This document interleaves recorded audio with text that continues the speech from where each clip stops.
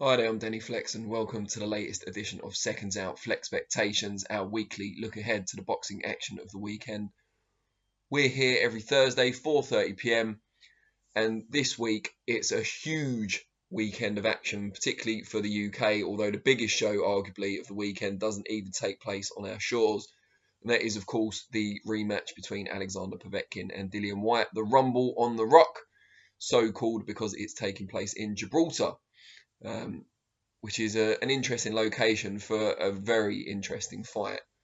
First fight, obviously, last year, delivered a shocking result for many. Not just shocking because Whyte was upset and he was the pre-fight favourite, but also because he'd knocked Povetkin down twice in the round previous to the one where the fight ended. And it seemed like he was pretty much in control of the contest. Although the knockdowns of Povetkin weren't particularly heavy, he certainly appeared to be in disarray, not really sure how to make inroads with Whyte, but as it turned out, he was more patient than most people gave him credit for, and had, in the fourth round, uncorked that hellacious left uppercut through the guard, dipped to the left, through the guard. Whyte didn't see it coming, and the next thing he knew, he was out on the canvas, and there was no coming back from that. It's a clip that's been replayed countless times since, and I'm sure Whyte has replayed it even more times in his head since it happened. But full credit to him, he was willing to get straight back in and rematch Povetkin just, 3 months later, maybe less. I think, it was 91 days because a lot was spoken about whether it was too soon at the time, back in November. But Alexander Povetkin contracted COVID. It was actually hospitalised with it over the winter. We're told he's back to full fitness now, but that caused the delay of the fight initially to January, the fight, and then it was delayed even further, and now takes place this Saturday night on Sky Sports box office in the UK and Ireland, and DAZN everywhere else. I refused to pay the Sky Sports box office pay-per-view fee for the first fight. I felt it'd be a pretty routine night at the office for Whyte, how wrong I was. But this time around, I'll certainly be digging deep because it's a good card overall, not just for the main event, but the rematch is undoubtedly a bigger fight than the first one just because of what happened first time around. Povetkin obviously struggled with COVID, from what I'm told from people who've had it. The condition leaves a mark. It has long-lasting effects, and we don't know quite how much of an impact it will have had on Povetkin long term until we see him in the ring on Saturday night. Certainly looks in good shape and has had a long training camp for this, as you would expect. Dillian Whyte, as is usual for him, has been training out in Portugal.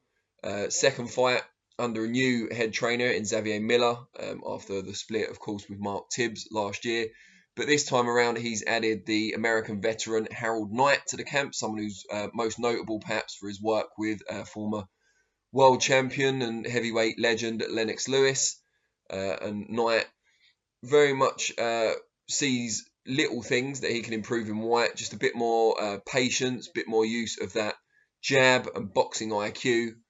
He felt, I think, that Whyte got too involved unnecessarily, particularly at close quarters against Povetkin. And when you see the finishing shot with Whyte backed up against the ropes, it's kind of hard to disagree with that.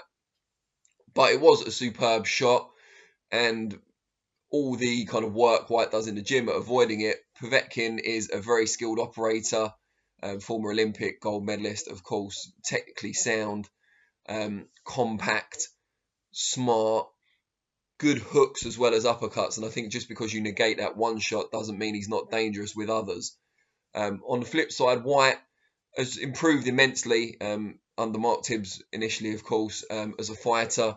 His boxing IQ's come on leaps and bounds. He can now box on the move. He can use his jab to control fights from distance, at least for the most part, and doesn't always kind of wade in and get involved in brawls in the way he has in the past. Obviously, those fights with Derek Chisora that we remember so well, and AJ earlier in both their careers.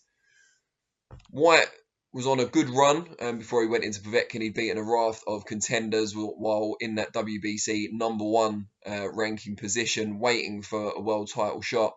And it's possible that he not took his eye off the ball, but found motivation increasingly hard to come by. He hasn't said as much, but you couldn't blame him if that was the case after waiting as long as he did to nail down that big fight.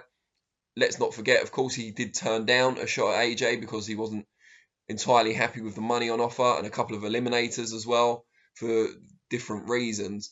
But the fact is that he was beating decent fighters on a regular basis, and then got in with Povetkin, who was still dangerous but perhaps underrated by myself and many others, and perhaps thought that it'd be an easier night than it was, especially after dropping him twice early on. It must have fed into that narrative in Whyte's mind that, you know, this was going to be relatively simple for him, and it did not turn out that way. And if it's drummed anything into the Londoner, it's that Povetkin is dangerous as long as he's standing.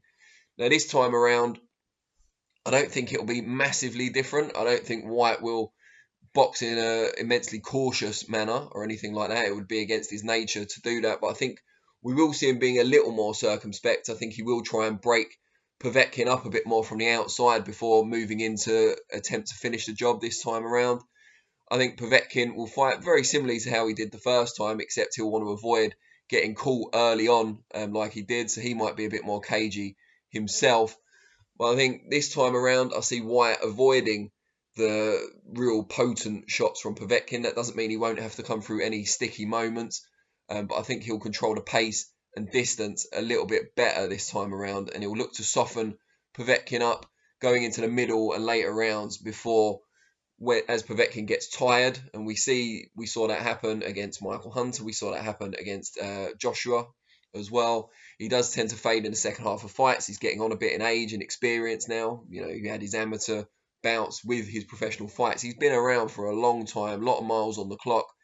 And towards that second half of the fight, I think he will start to fade if Whyte can box in a relatively economical manner in the first half, conserve some energy, and then pour it on, start coming forward, put Povetkin very much on the back foot, and get more involved at mid-range in the second half of the fight. I see him getting a stoppage somewhere between rounds 8 and 10, when an exhausted Povetkin has to be rescued by the referee. But who knows? But I'm happy for this fight at least. Don't expect it's going to happen every time, but happy to stick my head above the parapet and make a prediction. Now, I've talked about that fight for 7.5 minutes already, so let's get on to the rest of the bill, which is a very, very good one, I must say.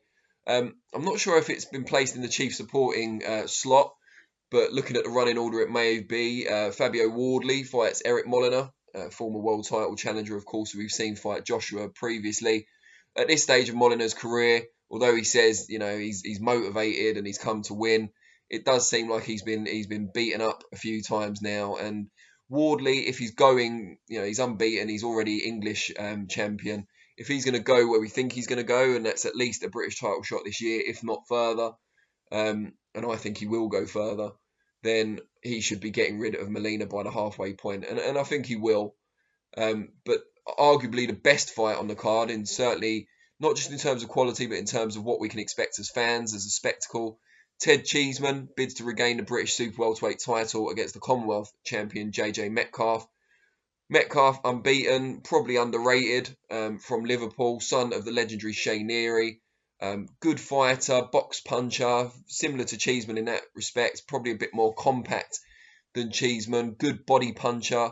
This is his first major chance on a big stage, on a box office event as well. He'll be massively motivated. He's a very low-key sort of character, but you know that inside he'll be desperate to put on a show and to make his name on Rumble on the Rock. And Ted Cheeseman, we've seen him very, very experienced for a 25-year-old. Been in for the European title already, former British champion. Looked a bit unlucky, in my view, to lose that title to Scott Fitzgerald. I thought I had him nicking that one, but I could see how it could go the other way. But has just improved, was earlier in his career kind of neglected defence, waded forward, marauded forward, and took a couple of shots to land 3 of his own. Whereas I think now he has added a bit more nuance to his game. He can adapt on the fly as well. Got a good win in fight camp against Sam Eggington in the summer last year. And it's just going to be, I'm not going to make a prediction. I think you're all kind of waiting for it, but no chance, not on this one. It's too close to call, but I think it's a really, really high quality fight for British title. and I'm immensely looking forward to it. And talking of really good fights, this one not for a British title, but a higher WBO ranking, I think, is at stake, given both are already in the WBO top 10, is Chris Kongo, former amateur star, dangerous, got that good win over Luther Clay last year, against Michael McKinson, awkward, southpaw, can switch as well, very, very talented, has built his career under the radar, but getting more prominence recently with the backing of MTK Global. Certainly been in with the better opposition as well than Kongo to date. Kongo's got height and reach. McKinson probably the edge in speed and footwork, probably even. Both got really good footwork. It's just a very, very intriguing fight. Might not be great for the not for the purist, sorry. It might be one for the purist. It might not be great for the casual fan. I don't expect there'll be lots of thrills and spills, and it probably will go the distance in my view. But just again, a higher quality fight on the show. And I think Campbell Hatton is making his debut on there as well, son of Ricky Hatton, of course. He's got the son of two super lightweight kind of cult heroes, if you like. Obviously, Hatton went further, but Shane Neary was a massive star in his day as well, and they're both on the same show, which are, little subplot there. We should not forget as well, because I haven't, that this weekend we've also got Frank Warren's Queensbury Promotions Weekender, if you like. I've called it that, they haven't. Friday night, tomorrow night, it kicks off with Dennis McCann is in action, among many other fights. Zach Parker makes his debut for Queensbury, the WBO super middleweight #1. I had the pleasure of interviewing him yesterday, and you'll be able to watch that today. It should be on the channel by the time you watch this. So that's a good one. We've also got stuff coming from the bubble in there on a regular basis. Una Bass is in there, producing content as he does so well. And Saturday night's probably the better of the two shows, because not only do you get the likes of Chris Bourke and Louis Lynn, you've also got a cracking main event, the vacant British super middleweight title up for grabs between Lennox Clark and someone who a lot of people are very hopeful about, Willie Hutchinson, still very young, very, very good junior amateur, talented, fast, powerful.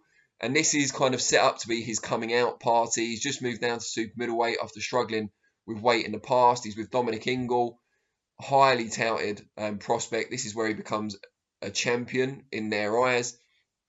But Lennox Clark won't be coming to lay down. We saw him give a good account of himself in a previous shot at this title against Lerone Richards. So it'll be a very, very interesting test for Hutchinson. So I recommend you tune into that. There's going to be a bit of a balance, because obviously the Warren shows Friday is unopposed by other boxing on BT Sport, but Saturday night there will be times where fights clash between Rumble and The Rock and the Warren show, but you've got to pick and choose which fights you want to see, and hopefully we won't have too many clashes. If Hutchinson Clark clashes with Cheeseman Metcalf, I'll be very, very upset, but let's hope it doesn't, and this is why most of us have now got at least 2 screens. But yeah, great weekend for boxing. Let me know in the comments which fight you're most looking forward to and why. And more importantly, give us your prediction for Dillian Whyte Povetkin. How's it going to end? Who's going to come out on top? I'll respond to some of the comments. But in the meantime, enjoy the boxing over the weekend. It gives you the feeling that boxing's really coming back now after all the long COVID-enforced hiatus. So it's good to see so much going on. I'll be back on Monday to review all the action in Reflections, Monday 4:30 PM. And then next week, Thursday, same time, I'll be here to look ahead to next week's action. As always, really great to talk to you all, and I'll see you all soon. Cheers.